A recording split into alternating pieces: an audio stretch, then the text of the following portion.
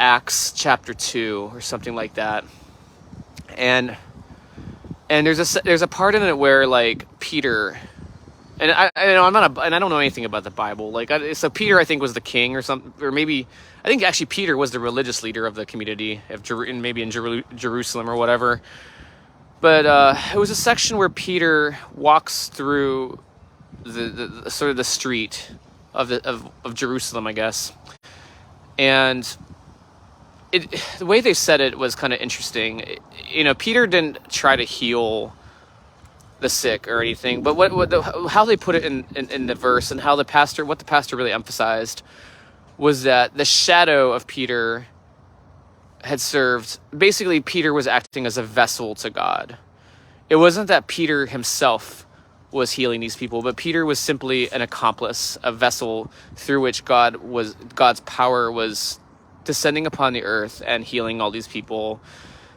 And the thing that struck with me was that Peter had no idea. Like this was a phenomenon that was going on unbeknownst to Peter himself when he was walking through the street, and when the townsfolks were were leaving out their sick and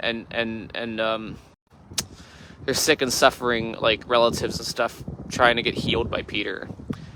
And what struck me about this passage, and what struck me about this whole thing, was that the power of God was acting through Peter without Peter even knowing.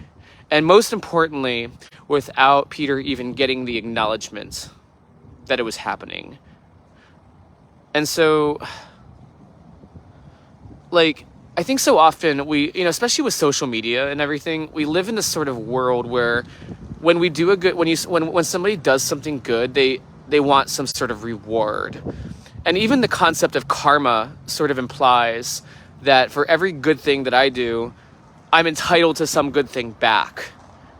And I mean, whether or not, and that is a valid thing. I mean, I think it's valid to want to be rewarded for doing good work. Okay, that's not something that should be sort of discouraged or anything. But the idea of doing good for goodness sake, I guess, is what kind of struck to me.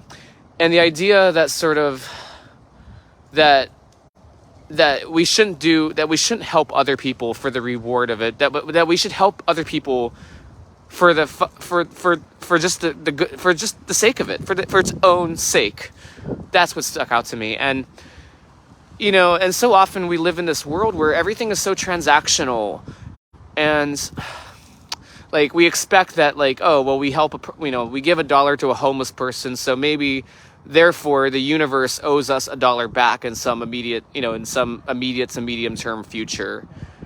And that's not really, I don't want to say it's a selfish thing, but it's something that I think is a little bit reductionist.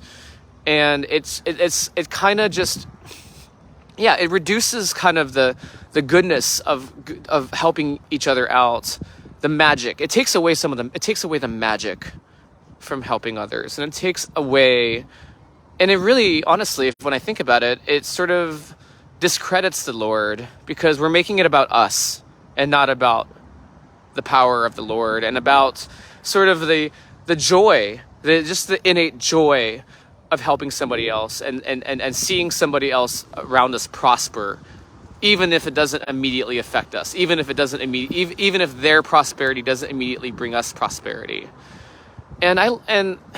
But you know what though, like, even though that's maybe, even though that might disappoint some people to kind of know that you're not going to get that immediate reward, I think the bigger thing that I really loved about that notion was that